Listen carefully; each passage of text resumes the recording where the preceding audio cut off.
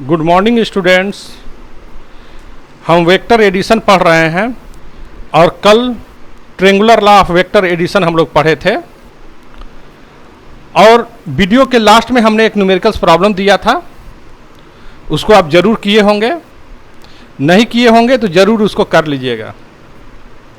आज हम एक दूसरा लॉ जिसको बोलते हैं law of parallelogram of vector addition उसको पढ़ेंगे।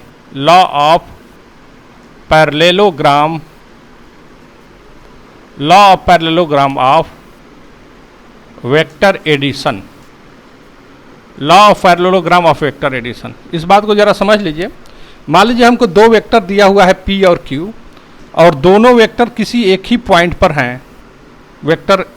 This vector P and this vector Q, कोई भी दिया हुआ है दो वेक्टर P और Q, दोनों वेक्टर के बीच में एंगल थीटा है and they are acting simultaneously at point O। तो इस वेक्टर P और Q को हम रिप्रेजेंट कर सकते हैं एक पैरेललोग्राम के एडजेसेंट साइड से। ये हम दो एडजेसेंट साइड ले लिए, इसको OA हम बोल सकते हैं और इसको OC हम बोल लिए। OA and OC are adjacent sides of a parallelogram. हमने पैरेललोग्राम ड्रॉ कर लिया। हमको वेक्टर P और Q दिया हुआ है। Vector P and Q are acting at point A, they are making an angle theta with each other.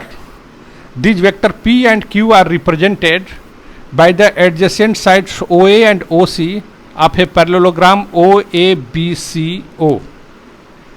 Then one of the diagonal, इसके इस पैरेललोग्राम के दो डायगोनल होंगे। एक डायगोनल ये हुआ और दूसरा डायगोनल ये हुआ। तो वो डायगोनल जहाँ से एडजेसेंट साइड पास कर रहा है वो डायगोनल, ये डायगोनल ही दोनों वेक्टर का रिजल्टेंट होता है। This diagonal OB is the resultant of vector P and Q। तो इसी को हम बोलते हैं law of parallelogram of vector addition. तो थोड़ा इस बात को लिख लीजिए, law of parallelogram of vector addition.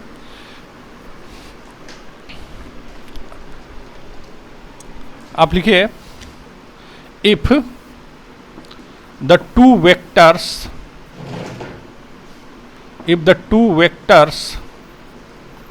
acting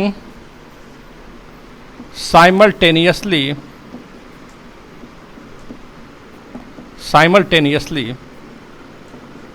at a point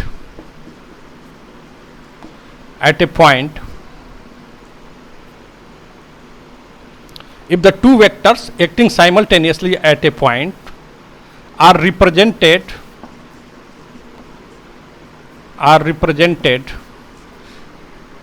in both magnitude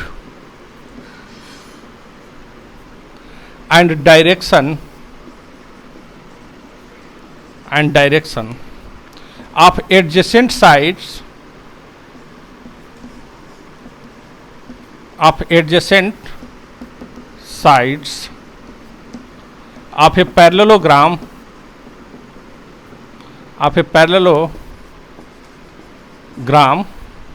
adjacent sides of a parallelogram, then the diagonal passing through that point represents the resultant represents completely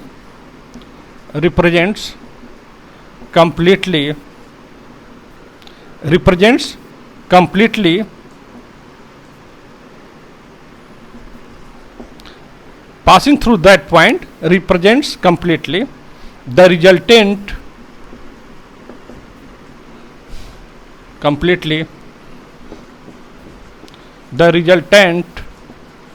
of the two vectors।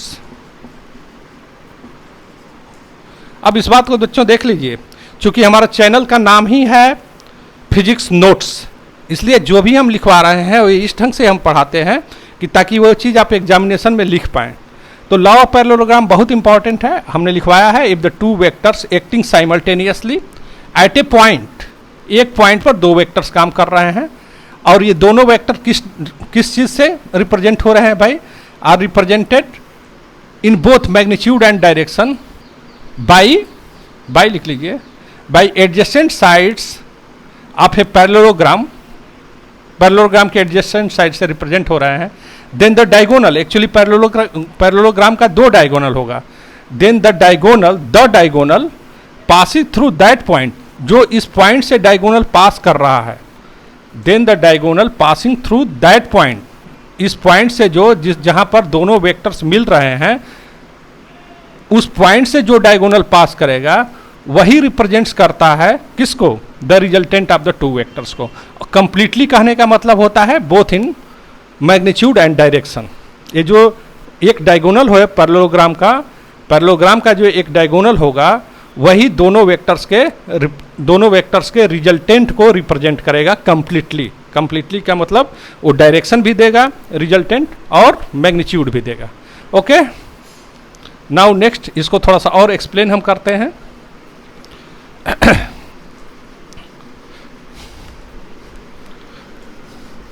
इसको explain करते हैं। मान लीजिए कि दो vector हैं P और Q, and they are acting simultaneously at a point P. Suppose the vectors P and Q are vector P and Q acting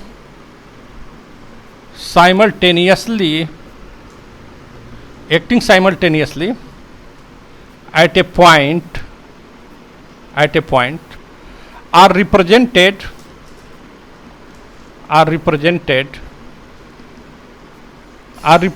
completely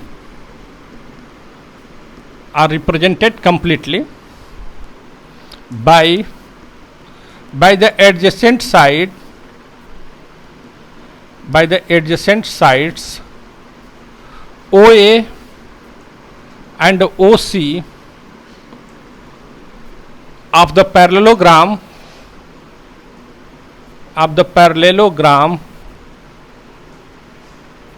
OABC। हमको कोई पैरेललोग्राम है OABC जिसमें उसके एडजेसेंट साइड्स OA और OC दो vectors P और Q को represent कर रहे हैं, एज शोन इन फिगर। ये भी आप लिख लीजिए, as shown in figure. Okay, अब फिगर हम बना दे रहे हैं बच्चों।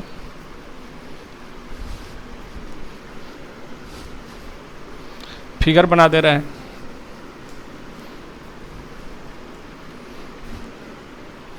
देखो दो वेक्टर्स हैं P और Q, ये पॉइंट O पर, they are acting at point O, this vector P and this vector Q, vector P and vector Q।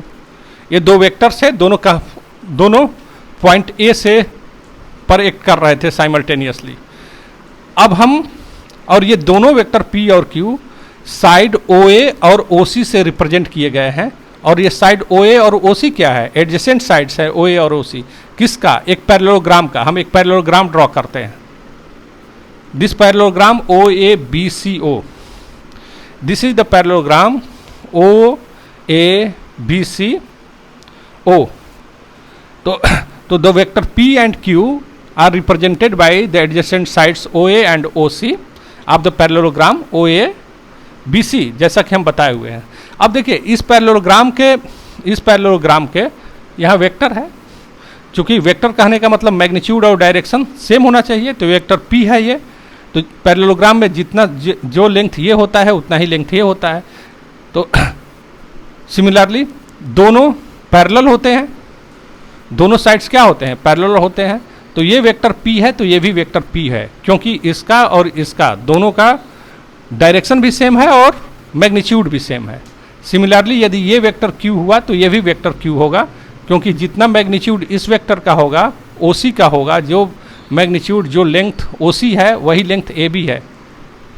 तो चूंकि लेंथ भी बराबर है, लेंथ का मतलब मैग्नीट्यूड बराबर है, और OC और AB एक दूसरे के पैरेलल हैं तो डायरेक्शन भी सेम है। तो वेक्टर Q, और यदि OC वेक्टर Q को रिप्रेजेंट कर रहा है तो AB भी वेक्टर Q को रिप्रेजेंट करेगा। Okay, theta is the angle between vector A and B। दोनों वेक्टर के बीच का एंगल क्या है? थीटा है। Theta is the angle between vector P and Q। अब देखिए, अब थोड़ा सा हम इसको एक्सटेंड कर दिए, इस साइड को हम यहाँ पर एक्सटेंड कर दिए, और हमने एक परपेंडिकुलर ड्रॉ किया BM। अब देखो, ये एंगल थीटा है तो ये एंगल भी थीटा होगा, क्योंकि ये दोनों एंगल क्या होंगे? करस्पॉन्डिंग एंगल होंगे। और देखिए, इस पैरेललोग्राम OABC में दो डायगोनल होंगे, एक डायगोनल OB है और एक AC है। तो उस डायगोनल की बात कर रहे हैं जहां से दोनों एडजेसेंट साइड, जहां पर दोनों वेक्टर्स मिल रहे हैं, उस पॉइंट से जो डायगोनल पास करेगा वही रिजल्टेंट बताएगा, वही ये रिजल्टेंट बताया। ये वेक्टर R हो गया, ये वेक्टर R हो गया। R किसका किसका रिजल्टेंट है भाई? वेक्टर P का और वेक्टर Q का, ये रिजल्टेंट हो गया। ऐसे हम रिजल्टेंट बताते हैं। तो आप लिखेंगे, if theta B the angle between the points P and Q, दोनों वेक्टर्स के बीच का एंगल थीटा है, तो ये एंगल भी थीटा होगा। देन इन ट्रायंगल AMB, ये ट्रायंगल AMB में हम क्या लिखेंगे? Sine of theta is equal to perpendicular by hypotenuse. तो BM is equal to AB sine theta. तो BM is equal to, AB क्या है? ये पूरा का पूरा जो AB क्या है? ये वेक्टर Q का मैग्नीट्यूड है, Q sine theta. And also cos of theta is equal to base by hypotenuse, AM upon hypotenuse means AB। तो cos of theta is equal to AM, AB की जगह पर क्या लिखेंगे? That is magnitude of, length हमेशा vector के magnitude को बताता है। तो this AM is equal to vector Q cos of theta. ये कराए हुए हैं ट्रेंगुलर लॉ में, इसलिए हम हर एक चीज़ वही लिखे हुए हैं। एक बार यदि ट्रेंगुलर लॉ आपको याद हो गया तो लॉ ऑफ पैरेललोग्राम भी याद हो जाएगा, बस स्टेटमेंट में थोड़ा सा देखना है। तो AM इज इक्वल टू कितना हो गया बच्चों? Vector Q cos of theta, और BM is equal to vector Q sine of theta. Okay, now in triangle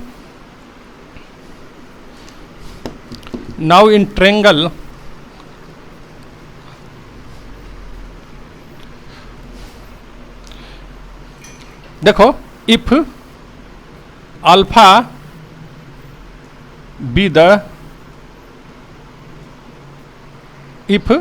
B the angle subtended by the resultant capital R with vector P। Vector P से R कितना angle बना लिया बच्चों? Alpha angle बना लिया। Then tan of alpha is equal to, then in triangle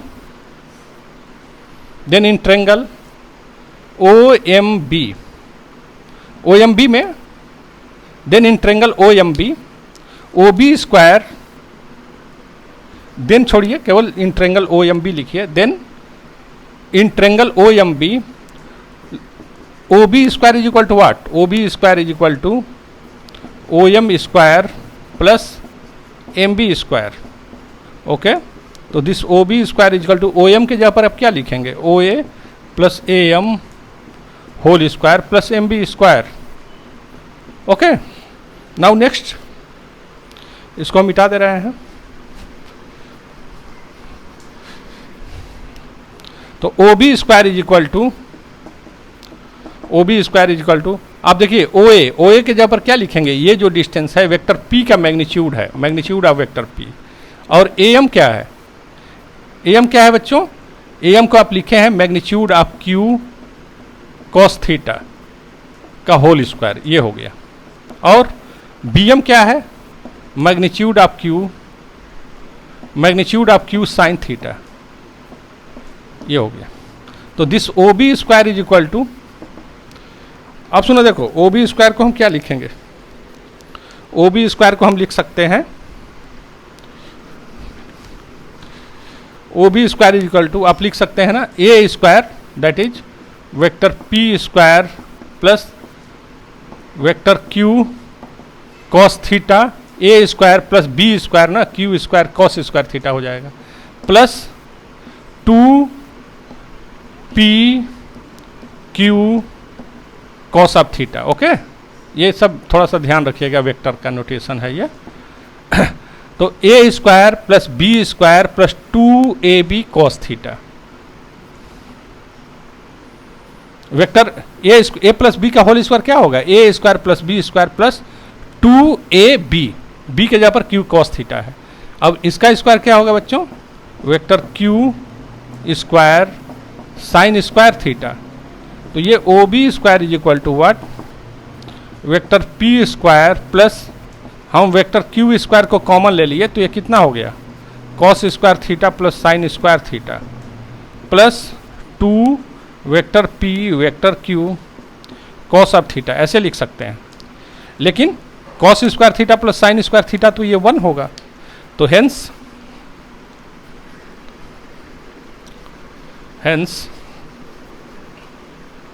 you can write, O B क्या है, O B तो रिजल्टेंट है, O B vector, O B जो लेंथ है, ओ बी जो भी हो, किसी वेक्टर का क्या होता है, मैग्नीट्यूड होता है। तो ओ बी को हम लिखेंगे मैग्नीट्यूड ऑफ आर का square is equal to vector P square plus vector Q square plus, ये 1 हो गया, 2 P Q cos of theta, ऐसे हम लिख सकते हैं। तो now R is equal to, hence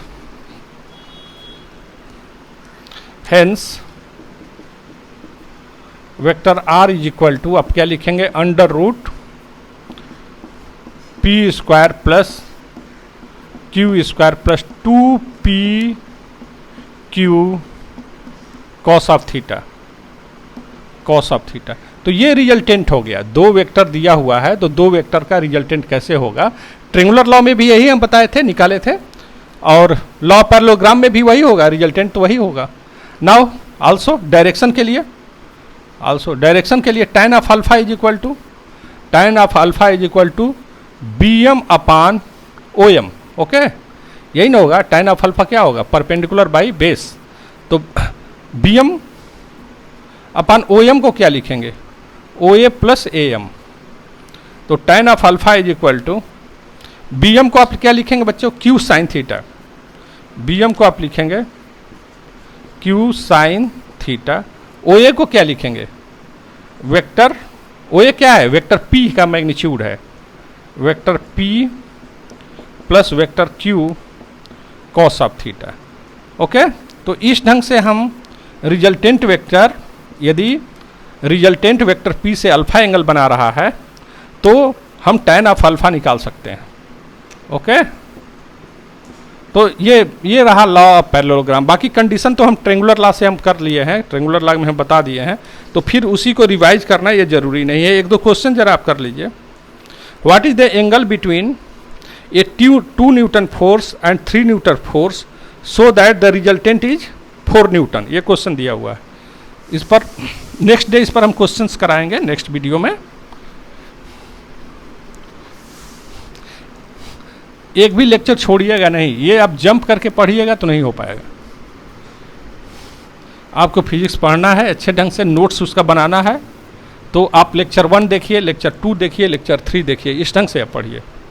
तो क्वेश्चन लिख लीजिए, हम एक क्वेश्चन केवल कर दे रहे हैं, क्वेश्चन 1 हम कर दे रहे हैं। देखो बच्चों, क्वेश्चन में लिखा हुआ है, डिस्प्लेड है क्वेश्चन, आप देख लीजिए। What is the angle between A 2 Newton force and 3 Newton force so that resultant is 4 Newton. आपको दिया हुआ है बच्चों, गिवन एक वेक्टर P दिया हुआ है, कितने का, 2 न्यूटन का फोर्स है। वेक्टर P का मैग्नीट्यूड दिया हुआ है, कितना, 2 न्यूटन का। दूसरा फोर्स क्या है, वेक्टर Q, उसका मैग्नीट्यूड क्या दिया हुआ है अकॉर्डिंग टू क्वेश्चन, ये दिया हुआ है 3 न्यूटन दिया हुआ है। 3 न्यूटन दिया हुआ है। रिजल्टेंट दिया हुआ है, रिजल्टेंट कितना दिया है? रिजल्टेंट दिया हुआ है 4 न्यूटन, रिजल्टेंट दिया हुआ है 4 न्यूटन। तो एंगल आपको निकालना है।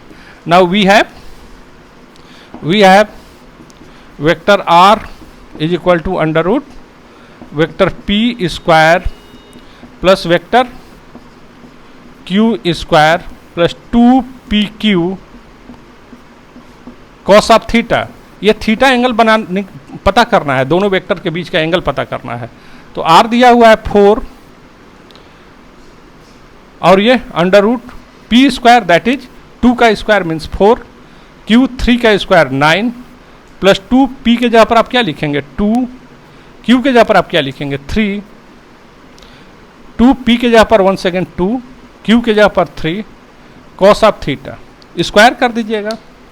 तो after squaring you will get here 16 is equal to under root 16 is equal to ये 13 हो गया प्लस 12 कॉस थीटा। स्क्वायर कर देंगे तो ये रूट नहीं रह पाएगा फिर यहाँ पर। तो 13 plus 12 cos theta, 13 plus 12 cos theta. अब इसको आप सॉल्व कर लीजिए थोड़ा।